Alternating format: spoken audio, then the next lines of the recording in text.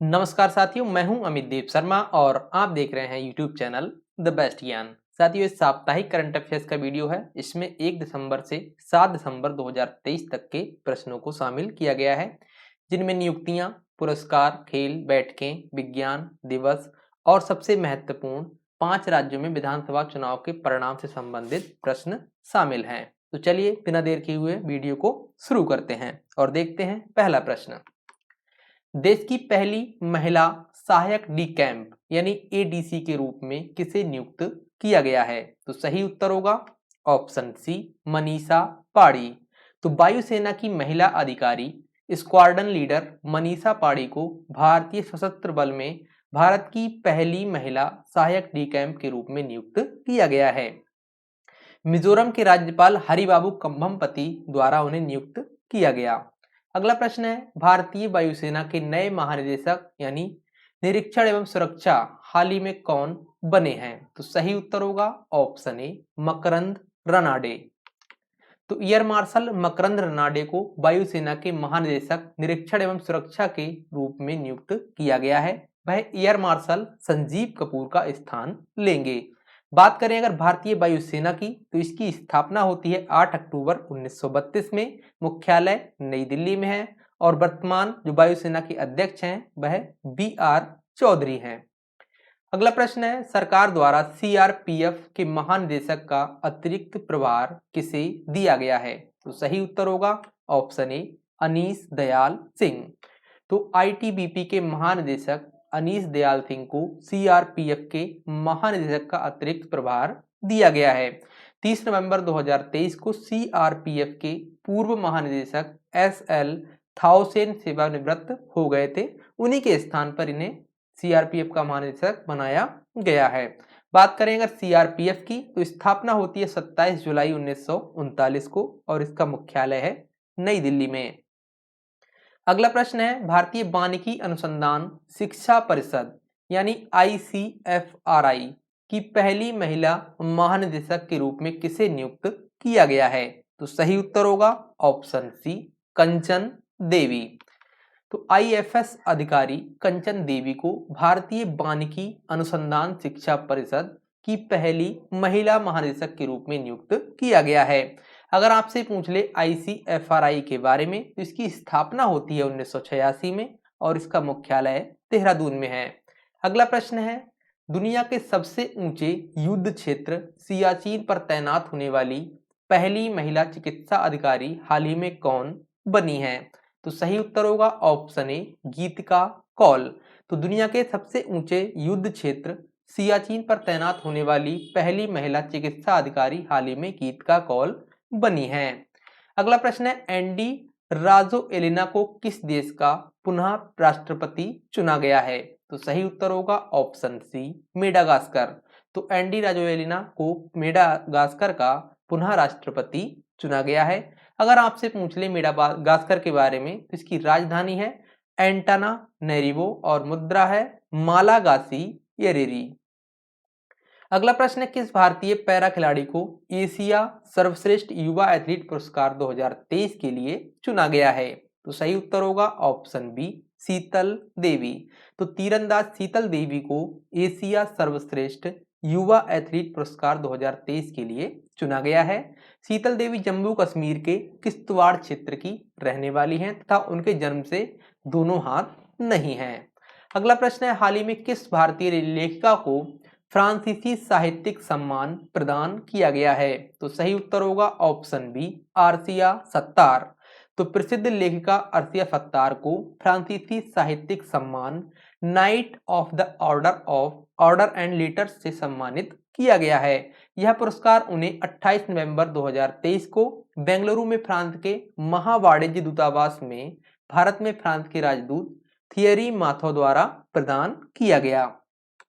अगला प्रश्न है, फ्रांस के सर्वोच्च नागरिक सम्मान लीजन डी आनूर से हाल ही में किस भारतीय को सम्मानित किया गया है? तो सही उत्तर होगा option C, doctor BR. Lalithambika को। तो डॉक्टर बी.आर. ललितांबिका को लीजन डी आनूर सम्मान से सम्मानित किया गया है। तो इसरो की वैज्ञानिक डॉक्टर बी.आर. ललितांबिका को फ्रांस के सर्वोच्च नागरिक सम्मान लीजल डी आनूर, जिसे बोलते हैं द लीजन ऑफ ऑनर, से सम्मानित किया गया है। यह पुरस्कार 28 नवंबर 2023 को भारत में फ्रांस के राजदूत थियरी माथो द्वारा प्रदान किया गया। शिक्षा के लिए प्रतिष्ठित WISE पुरस्कार से किसे सम्मानित किया गया है? तो सही उत्तर होगा ऑप्शन ए सफीना हुसैन।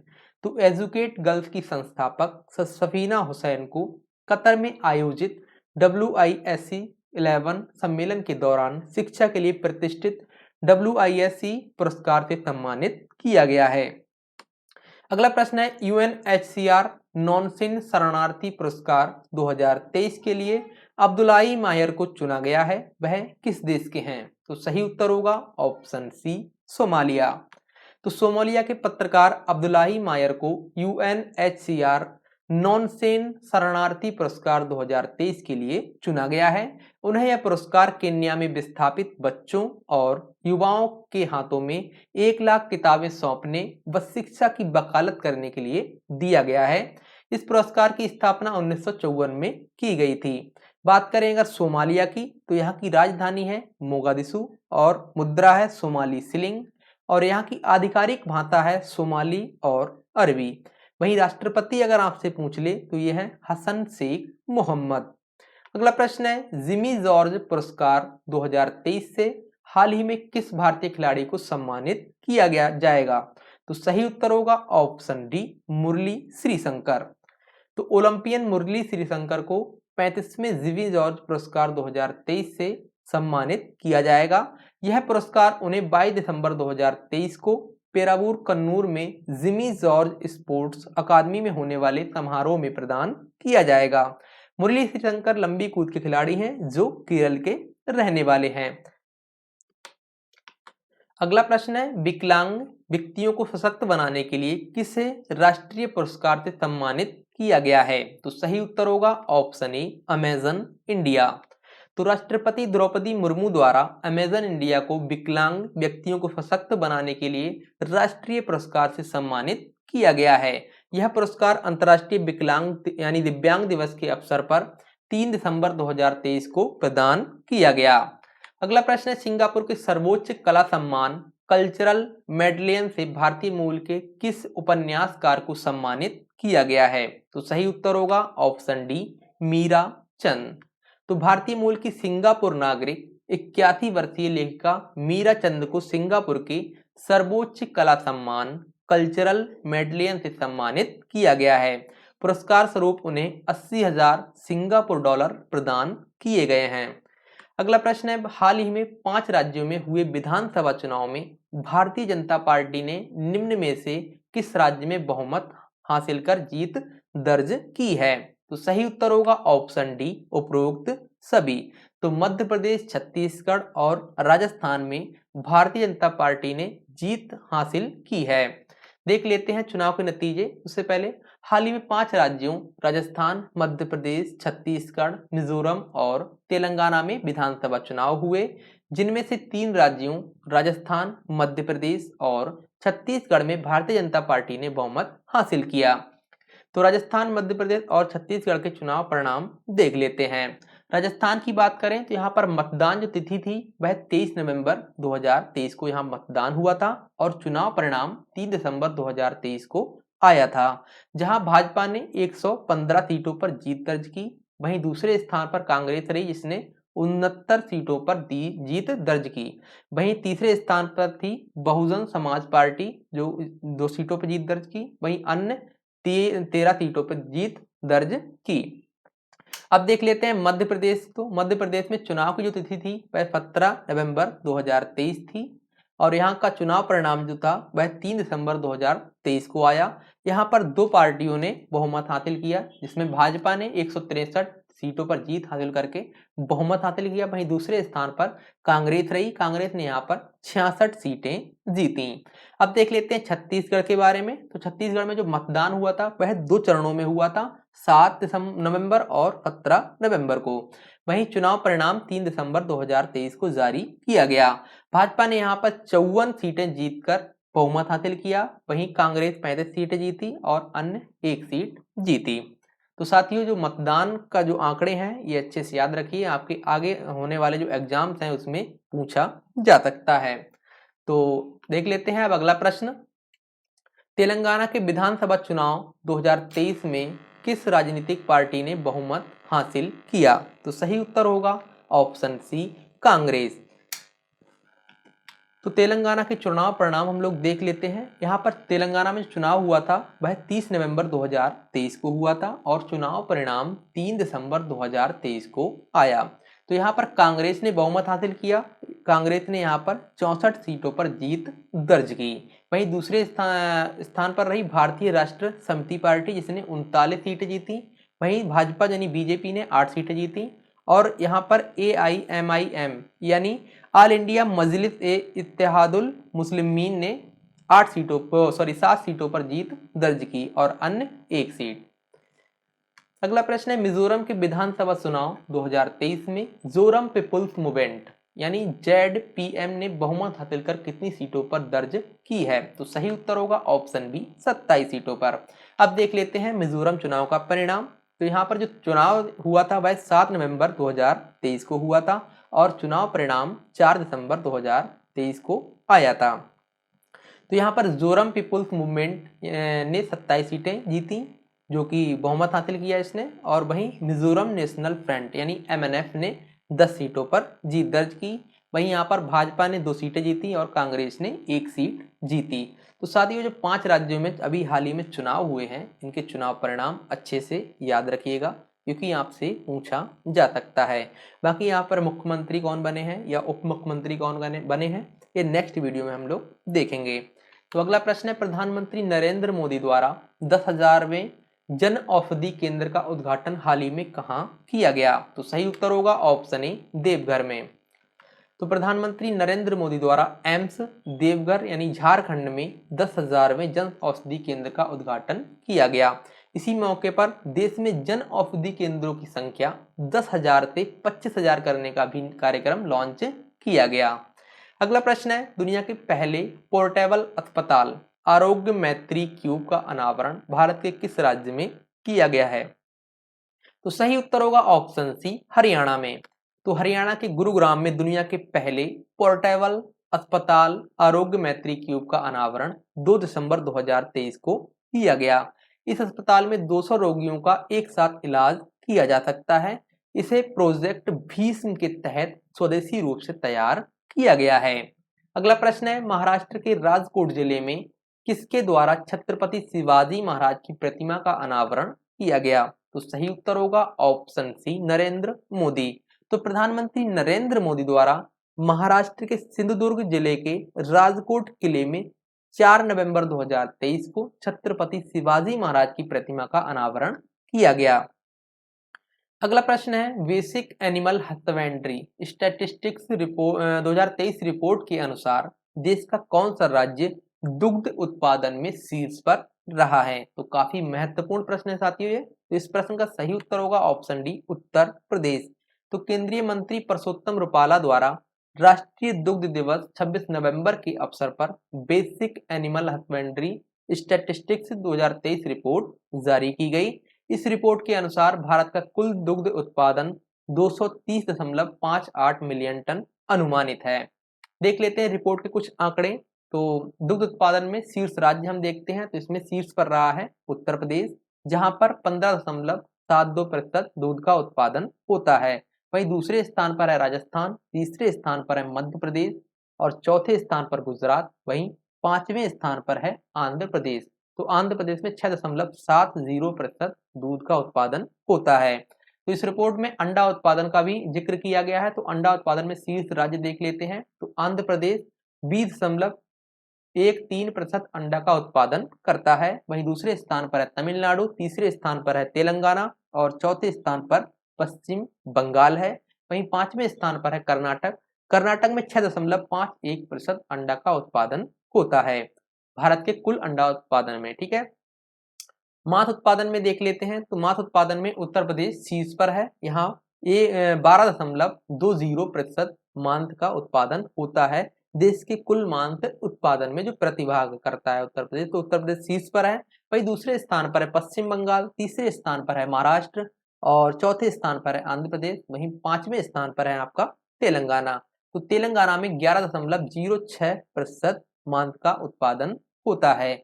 वहीं देख लेते हैं ऊन उत्पादन में शीर्ष राज्य, तो राजस्थान में सबसे ज्यादा ऊन का उत्पादन होता है। यहाँ पर भारत का कुल ऊन का उत्पादन 47.98% होता है। वहीं जम्मू कश्मीर दूसरे स्थान पर है, तीसरे स्थान पर है गुजरात और चौथे स्थान पर महाराष्ट्र है। वहीं पांचवें स्थान पर है हिमाचल प्रदेश। तो हिमाचल प्रदेश में 4.27% ऊन का उत्पादन होता है भारत के कुल ऊन उत्पादन में। तो साथियों ये रिपोर्ट जो है इसका स्क्रीनशॉट आप ले लीजिए, काफी काम आएगी आपके एग्जाम्स में।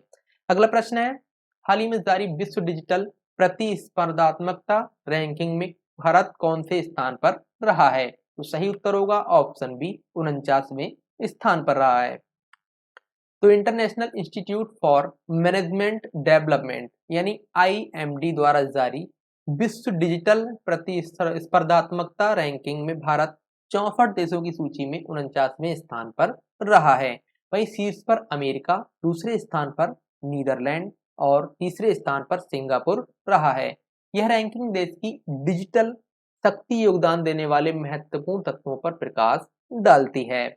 अगला प्रश्न है, हाल ही में जारी विश्व मलेरिया रिपोर्ट 2023 के अनुसार वर्ष 2022 में कितने प्रतिशत मलेरिया के मामले भारत में दर्ज किए गए हैं? तो काफी महत्वपूर्ण प्रश्न है साथियों आपकी परीक्षा की दृष्टि से। तो इस प्रश्न का उत्तर हो जाएगा ऑप्शन डी, 66%। तो विश्व स्वास्थ्य संगठन की मलेरिया रिपोर्ट 2023 के अनुसार भारत में वर्ष 2022 में कुल आपके 33,89,000 यानी 66% मलेरिया के मामले दर्ज किए गए। अगर हम देखें अन्य देशों की स्थिति तो इंडोनेशिया 11,56,000 मामले दर्ज किए गए, वहीं म्यांमार में 5,84,000 मामले दर्ज किए गए और थाईलैंड में केवल 2100 और कोरिया डेमोक्रेटिक पीपुल्स रिपब्लिक में 6300, वहीं बांग्लादेश में 22,000 और नेपाल में सबसे कम 36 मामले दर्ज किए गए।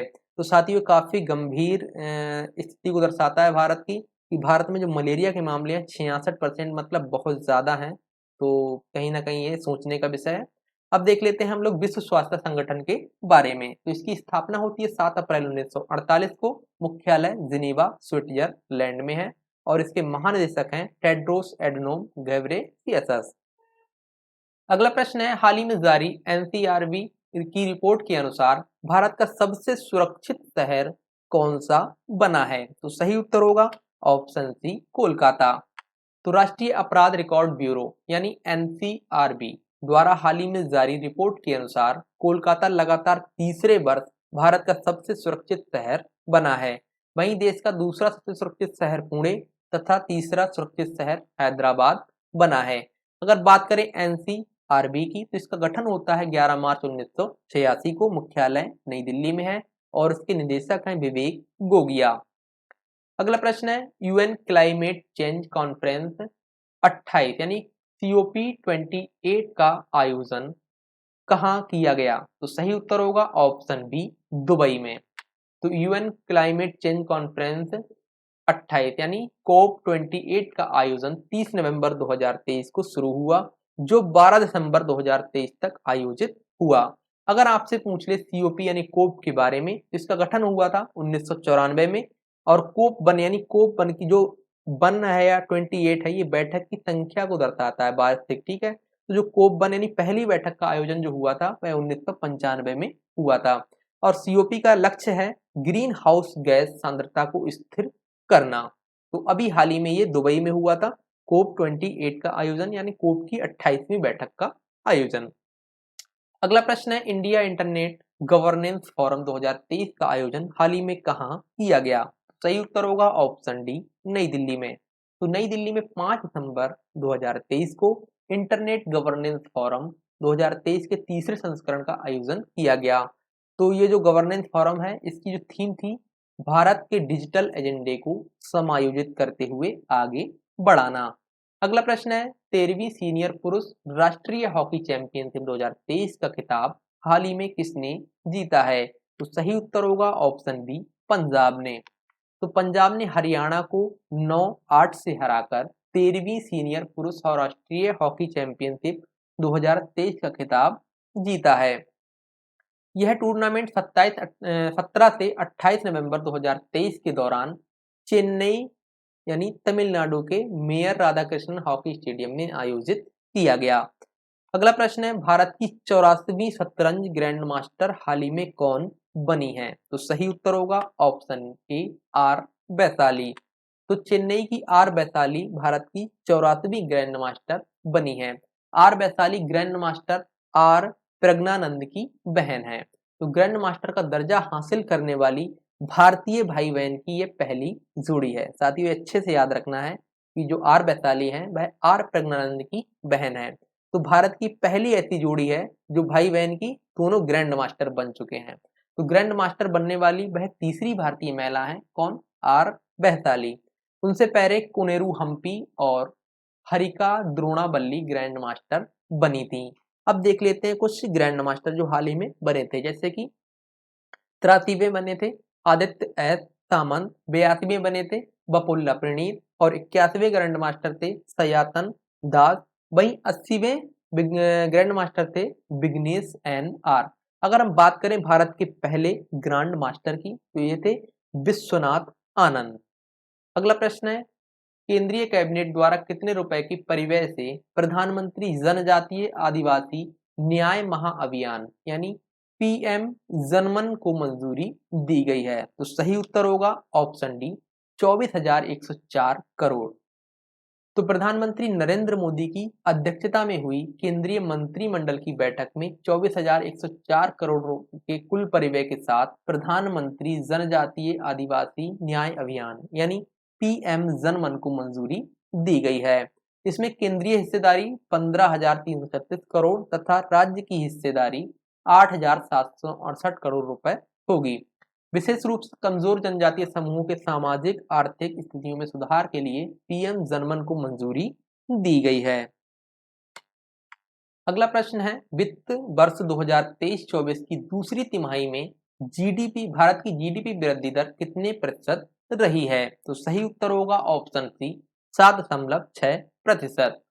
तो राष्ट्रीय सांख्यिकी कार्यालय द्वारा 30 नवंबर 2023 को जारी आंकड़ों के अनुसार वित्त वर्ष 2023-24 की दूसरी तिमाही यानी जुलाई सितंबर में भारत की जीडीपी विकास दर 7.6% रही। वहीं पहली तिमाही अप्रैल जून में जीडीपी विकास दर 7.8% रही थी। अगला प्रश्न है, भारतीय रिजर्व बैंक ने किस बैंक के साथ सीसीआईएल से संबंधित जानकारी के सहयोग और आदान प्रदान के लिए एक समझौता ज्ञापन पर हस्ताक्षर किए हैं? तो सही उत्तर होगा option A bank of England. तो भारतीय रिजर्व बैंक ने बैंक ऑफ इंग्लैंड के साथ सीसीआईएल से संबंधित जानकारी के सहयोग और आदान प्रदान के लिए एक समझौता ज्ञापन पर हस्ताक्षर किए हैं। बात करें अगर बैंक ऑफ इंग्लैंड की तो स्थापना इसकी होती है 27 जुलाई 1964 में, मुख्यालय लंदन ब्रिटेन में है। अगला प्रश्न है, 5वें वैश्विक आयुर्वेदिक महोत्सव का उद्घाटन हाल ही में किसके द्वारा किया गया? तो सही उत्तर होगा ऑप्शन सी जगदीप धनखड़। तो उपराष्ट्रपति जगदीप धनखड़ द्वारा केरल के तिरुवनंतपुरम में 1 दिसंबर 2023 को 5वें वैश्विक आयुर्वेदिक महोत्सव का उद्घाटन किया गया जो 5 दिसंबर 2023 तक आयोजित हुआ। अगला प्रश्न है, हॉर्नबिल फेस्टिवल के 24वें संस्करण का आयोजन हाल ही में कहां शुरू हुआ? तो सही उत्तर होगा ऑप्शन ए नागालैंड। तो नागालैंड के किसामा में 10 दिवसीय हॉर्नबिल फेस्टिवल के 24वें संस्करण का आयोजन 1 दिसंबर 2023 को शुरू हुआ जो 10 दिसंबर 2023 तक आयोजित हुआ। उद्घाटन समारोह में मुख्य अतिथि के तौर पर नागालैंड के राज्यपाल ला गणेशन और मुख्यमंत्री नेफ्यू रियो ने भाग लिया। अगला प्रश्न, जल शक्ति मंत्रालय द्वारा कहां जल इतिहास उत्सव का आयोजन किया गया? तो सही उत्तर होगा ऑप्शन ए दिल्ली। तो जल शक्ति मंत्रालय द्वारा 1 दिसंबर 2023 को राष्ट्रीय जल मिशन के तहत दिल्ली के मेहरौली स्थित जहाज महल शमसी तालाब में जल इतिहास उत्सव का आयोजन किया गया। इस उत्सव का उद्देश्य जल विरासत स्थलों की सुरक्षा के बारे में जागरूकता बढ़ाना है। अगला प्रश्न है, किस देश की अंतरिक्ष एजेंसी द्वारा एक्सओसैट नामक पहला एक्सरे पोलरीमीटर सैटेलाइट लॉन्च किए जाने की घोषणा की गई है? तो सही उत्तर होगा ऑप्शन बी भारत। तो इसरो द्वारा हाल ही में देश का पहला एक्सपोसैट नामक एक्सरे पोलरीमीटर सैटेलाइट लॉन्च किए जाने की घोषणा की गई है। इस सैटेलाइट को पीएसएलवी रॉकेट के माध्यम से श्रीहरिकोटा स्थित सतीश धवन अंतरिक्ष केंद्र से लॉन्च किया जाएगा। इसका उद्देश्य तीव्र एक्सरे स्रोतों के ध्रुवीकरण की जांच करना है। अगर बात करें इसरो की, तो इसकी स्थापना होती है 15 अगस्त 1969 को। संस्थापक थे विक्रम साराभाई और इसका मुख्यालय बेंगलुरु में है। और वर्तमान अध्यक्ष की अगर हम बात करें तो ये है डॉक्टर एस सोमनाथ।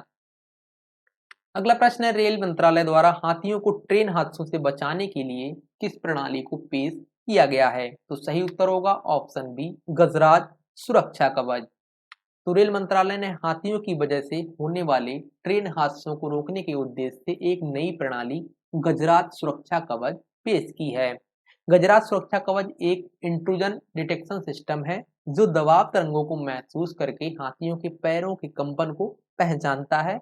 यह जानकारी ओएफएस केबल के माध्यम से स्टेशन मास्टर तक जाती है, जिसके आधार पर स्टेशन मास्टर ट्रेन को रोक सकता है और इस तरह से हाथी जो हादसे में शिकार हो जाते हैं वह बच सकते हैं। तो अगला प्रश्न देखते हैं, किस राज्य सरकार द्वारा 60 वर्ष से अधिक की महिलाओं को बसों में निःशुल्क यात्रा की सुविधा दी गई है? सही उत्तर होगा ऑप्शन डी उत्तर प्रदेश। तो उत्तर प्रदेश सरकार द्वारा 60 वर्ष से अधिक की महिलाओं को बसों में निःशुल्क यात्रा की सुविधा दी गई है। यह घोषणा राज्य के अनुपूरक जो बजट पेश किया गया था उसके दौरान की गई थी। अनुपूरक बजट में नई बसों की खरीद का भी प्रावधान किया गया, जिसके लिए 100 करोड़ रुपए की राशि भी स्वीकृत की गई। अगला प्रश्न है, वेलकम टू पैराडाइज नामक पुस्तक हाल ही में लॉन्च की गई है। इसे किसके द्वारा लिखा गया है? तो सही उत्तर होगा ऑप्शन सी ट्विंकल खन्ना। तो अभिनेत्री ट्विंकल खन्ना ने हाल ही में अपनी चौथी पुस्तक वेलकम टू पैराडाइज को लॉन्च किया है। तो बात कर लेते हैं पहली 3 पुस्तकों के बारे में। तो पहली पुस्तक थी इनकी मिसेज फनी बोन्स, वहीं दूसरी थी द लीजेंड ऑफ लक्ष्मी प्रसाद, वहीं तीसरी इनकी पुस्तक थी पजामा आर फॉर द गिविंग। अगला प्रश्न है, resilient India how Modi transform India disaster management paradigm नामक पुस्तक हाल ही में किसके द्वारा विमोचन किया गया है? तो सही उत्तर होगा ऑप्शन डी पुष्कर सिंह धामी। तो उत्तराखंड के मुख्यमंत्री पुष्कर सिंह धामी द्वारा resilient India how Modi transform India disaster management paradigm नामक पुस्तक का हाल ही में विमोचन किया गया है। इस पुस्तक का संकलन ब्लूक्राफ्ट डिजिटल फाउंडेशन और मोदी स्टोरी द्वारा किया गया है। अगला प्रश्न है, समलैंगिक विवाह को पंजीकृत करने वाला दक्षिण एशिया का पहला देश हाल ही में कौन सा बना है? तो सही उत्तर होगा ऑप्शन सी नेपाल। तो नेपाल समलैंगिक विवाह को पंजीकृत कराने वाला दक्षिण एशिया का पहला देश हाल ही में बन गया है। नेपाल सर्वोच्च न्यायालय ने 27 जून 2023 को देश में समलैंगिक विवाह को वैध घोषित किया था। अभी हाल ही में 35 वर्षीय ट्रांस महिला माया सुरंग और 27 वर्षीय समलैंगिक सुरेंद्र पांडे ने कानूनी रूप से शादी की है। अगला प्रश्न है, दक्षिण पूर्व एशिया की पहली डार्क स्काई रिजर्व सेंचुरी कहां खोली जाएगी? तो सही उत्तर होगा ऑप्शन बी लद्दाख। तो भारत सरकार ने लद्दाख में दक्षिण पूर्व एशिया की पहली डार्क स्काई रिजर्व सेंचुरी खोले जाने की मंजूरी दी है। इसकी स्थापना चांगथांग वन्यजीव अभ्यारण्य के एक हिस्से के रूप में पूर्वी लद्दाख के हेनले गांव में की जाएगी। यह भारत के खगोल पर्यटन को बढ़ावा देगी। अगला प्रश्न है, भारत की पहली एयरपोर्ट महिला फायर फाइटर हाल ही में कौन बनी है? तो सही उत्तर होगा ऑप्शन ए दिशा नाइक। तो दिशा नाइक भारत की पहली एयरपोर्ट महिला फायर फाइटर हाल ही में बनी है। उन्होंने क्रैश फायर टेडर फायर संचालित किया। वह गोवा राज्य की रहने वाली हैं। अगला प्रश्न है, मंगल ग्रह पर रोवर का संचालन करने वाली पहली भारतीय महिला हाल ही में कौन बनी है? तो सही उत्तर होगा ऑप्शन ए अक्षता कृष्ण मूर्ति। तो डॉक्टर अक्षता कृष्ण मूर्ति मंगल ग्रह पर रोवर का संचालन करने वाली पहली भारतीय महिला बनी है। वह नासा के मंगल मिशन का एक हिस्सा है। अक्षता कृष्णमूर्ति ने Massachusetts Indian institute of technology से डॉक्टरेट की डिग्री प्राप्त की है। अगर हम बात करें नासा की तो इसकी स्थापना होती है 29 जुलाई 1958 को, मुख्यालय वाशिंगटन डीसी में है। अगला प्रश्न है, फास्टर 2.0 नामक पोर्टल हाल ही में किसके द्वारा लॉन्च किया गया? तो सही उत्तर होगा ऑप्शन ए, सर्वोच्च न्यायालय। तो सर्वोच्च न्यायालय के मुख्य न्यायाधीश डी.वाई. चंद्रचूड़ द्वारा फास्टर 2.0 नामक पोर्टल लॉन्च किया गया है। इसके माध्यम से कैदियों की रिहाई संबंधी आदेशों की जानकारी jail authority, trial court, high court तक तुरंत पहुंच जाएगी, जिससे जो कैदी हैं उनकी जो रिहाई होने में अधिक समय नहीं लगेगा। अगला प्रश्न है, सीमा सुरक्षा बल यानी बीएसएफ ने 1 दिसंबर 2023 को अपना कौन-सावां स्थापना दिवस मनाया है? तो सही उत्तर होगा ऑप्शन बी, 59 यानी 59वां स्थापना दिवस मनाया है। तो सही उत्तर था तो 1 दिसंबर 2023 को सीमा सुरक्षा बल यानी बीएसएफ ने अपना 59वां स्थापना दिवस मनाया। बात करें अगर सीमा सुरक्षा बल यानी बीएसएफ की, तो इसकी स्थापना होती है 1 दिसंबर 1965 को, मुख्यालय नई दिल्ली में है और इसके महानिदेशक हैं नितिन अग्रवाल। और इसकी अगर सिद्धांत आपसे पूछ लिया जाए बीएसएफ का, तो ये है जीवन पर्यंत अनुकूलता। अगला प्रश्न है, ऑक्सफोर्ड यूनिवर्सिटी प्रेस ने किस शब्द को वर्ड ऑफ द ईयर 2023 चुना है? तो सही उत्तर होगा ऑप्शन ए, रिज। तो ऑक्सफोर्ड यूनिवर्सिटी प्रेस ने रिज शब्द को वर्ड ऑफ द ईयर 2023 चुना है। रिज शब्द का अर्थ आकर्षण या किसी को आकर्षित करने की क्षमता है। बात करें अगर यूनिवर्सिटी ऑफ ऑक्सफोर्ड की, तो इसकी स्थापना हुई थी 1096 में और मुख्यालय है ऑक्सफोर्ड, इंग्लैंड में। अगला प्रश्न है, फोर्ब्स एशिया की हीरोज ऑफ फिलैंथ्रोपी सूची में निम्नलिखित में से किस भारतीय को शामिल किया गया है? तो सही उत्तर होगा ऑप्शन डी, उपरोक्त सभी। तो फोर्ब्स एशिया की हीरोज ऑफ फिलैंथ्रोपी सूची में शामिल कुल 15 लोगों में भारत के 3 व्यक्तियों को शामिल किया गया है। काफी अच्छी बात है, कुल 15 लोग शामिल हैं जिसमें भारत के 3 व्यक्ति शामिल हैं, जिनमें इन्फोसिस के सह संस्थापक नंदन नीलेकणी और डीएलएफ के चेयरमैन कुशल पाल सिंह और जेरोदा के सह संस्थापक निखिल कामत शामिल हैं। अगला प्रश्न है, किस मंत्रालय द्वारा भौगोलिक सूचना प्रणाली एप्लीकेशन ग्राम मानचित्र हाल ही में लॉन्च किया गया है? तो सही उत्तर होगा ऑप्शन बी, पंचायती राज मंत्रालय। तो पंचायती राज मंत्रालय द्वारा स्थानिक योजना को बढ़ावा देने के उद्देश्य से भौगोलिक सूचना प्रणाली एप्लीकेशन ग्राम मानचित्र हाल ही में लॉन्च किया गया है। यह भू-स्थानिक प्रौद्योगिकी का उपयोग करके ग्राम पंचायत स्तर पर योजना बनाने में ग्राम पंचायतों को सुविधा प्रदान करेगा। साथ ही ये वीडियो आपको जरा सा भी अगर इम्पोर्टेंट लग रहा हो तो इसे लाइक जरूर करें और अपने साथियों के साथ शेयर जरूर कर दें और अपने दोस्तों से साथ जरूर शेयर करें। और अगर आप चैनल पर नए हैं तो चैनल को सब्सक्राइब जरूर कर लें। अगला प्रश्न है, विलियम सामोई रुतो ने हाल ही में भारत का दौरा किया है, वह किस देश के राष्ट्रपति हैं? तो सही उत्तर होगा ऑप्शन डी, केन्या। तो केन्या के राष्ट्रपति विलियम सामोई रुतो भारत की 3 दिवसीय यात्रा पर 4 दिसंबर 2023 को भारत आए और 6 दिसंबर तक रहे। ठीक है, इस मौके पर भारत और केन्या के बीच कई समझौते भी हुए कि भारत ने केन्या को लगभग 250 मिलियन डॉलर ऋण प्रदान करने की भी घोषणा की। विलियम सामोई रुतो ने भारत की पहली बार ये यात्रा की थी। अगर बात करें केन्या की, तो इसकी राजधानी है नैरोबी और मुद्रा है केनियन शिलिंग और राष्ट्रपति हैं विलियम सामोई रुतो, जो कि अभी हाल ही में भारत की यात्रा पर आए थे। अगला प्रश्न है, राजस्थान में कहां 115 मिलियन वर्ष पुराने शार्क जीवाश्म की खोज की गई है? तो सही उत्तर होगा ऑप्शन सी, जैसलमेर।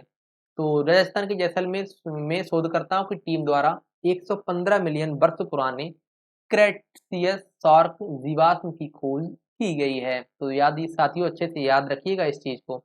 तो अगला प्रश्न है, यूनेस्को द्वारा किस नृत्य को मानवता की अमूर्त सांस्कृतिक विरासत सूची में शामिल किया गया है? तो सही उत्तर होगा ऑप्शन बी, गरबा। तो गुजरात की प्रसिद्ध गरबा नृत्य को यूनेस्को द्वारा मानवता की अमूर्त सांस्कृतिक विरासत सूची में शामिल किया गया है। गरबा सूची में शामिल होने वाला भारत का 15वां अमूर्त सांस्कृतिक विरासत है। तो यूनेस्को की मानवता अमूर्त सांस्कृतिक सूची देख लेते हैं, कौन कौन से इसमें चीजें शामिल है भारत की। तो 2008 में वैदिक जप की परंपरा को शामिल किया गया था। वहीं 2008 में ही रामलीला रामायण का पारंपरिक प्रदर्शन शामिल किया गया था और 2008 में ही कुटियाट्टम संस्कृत थिएटर शामिल किया गया था। वहीं 2009 में रमन धार्मिक त्योहार और गढ़वाल हिमालय के अनुष्ठान थिएटर को शामिल किया गया था। वहीं 2010 में मुदियट्टू अनुष्ठान थिएटर और केरल के नृत्य नाटक को शामिल किया गया था। वहीं 2010 में ही कालबेलिया लोकगीत और नृत्य को शामिल किया गया था। वहीं 2010 में छऊ नृत्य को शामिल किया गया था। 2012 में लद्दाख का बौद्ध जप और 2013 में संकीर्तन अनुष्ठान गान ढोल और मणिपुर का नृत्य को शामिल किया गया। वहीं 2014 में जंडियाला गुरु के ठठेरे बर्तन बनाने का पारंपरिक पीतल और तांबे का शिल्प शामिल किया गया था। वहीं 2016 में योग को शामिल किया गया। 2016 में ही नवरोज और 2017 में कुंभ मेला और 2021 में दुर्गा पूजा कोलकाता की और वहीं 2023 में गुजरात के गरबा को शामिल किया गया है। तो ये थे 15 यूनेस्को के अमूर्त सांस्कृतिक विरासत। तो अगला प्रश्न देख लेते हैं, विश्व एड्स दिवस की तिथि को मनाया जाता है। सही उत्तर होगा ऑप्शन ए 1 दिसंबर को। तो एड्स के बारे में जागरूकता बढ़ाने के उद्देश्य से प्रत्येक वर्ष 1 दिसंबर को विश्व एड्स दिवस के रूप में मनाया जाता है। वर्ष 2023 की थीम अगर पूछ लें आपसे तो थीम है समुदायों को नेतृत्व करने दें। पहली बार यह दिवस 1988 में मनाया गया था। अगला प्रश्न है, राष्ट्रीय प्रदूषण नियंत्रण दिवस की तिथि को मनाया जाता है। सही उत्तर होगा ऑप्शन डी 2 दिसंबर को। तो प्रदूषण नियंत्रण के महत्व को उजागर करने के उद्देश्य से प्रत्येक वर्ष 2 दिसंबर को राष्ट्रीय प्रदूषण नियंत्रण दिवस के रूप में मनाया जाता है। 2 से 3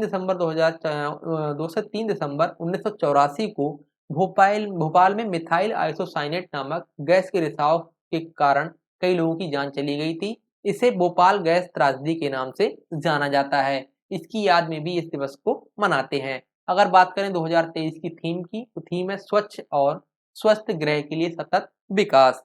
अगला प्रश्न है, विश्व कंप्यूटर साक्षरता दिवस की तिथि को मनाया जाता है। तो सही उत्तर होगा ऑप्शन ए 2 दिसंबर को। तो कंप्यूटर की शिक्षा के महत्व पर जोर देने के उद्देश्य से प्रत्येक वर्ष 2 दिसंबर को विश्व कंप्यूटर साक्षरता दिवस के रूप में मनाया जाता है। यह दिवस पहली बार 2001 में मनाया गया था।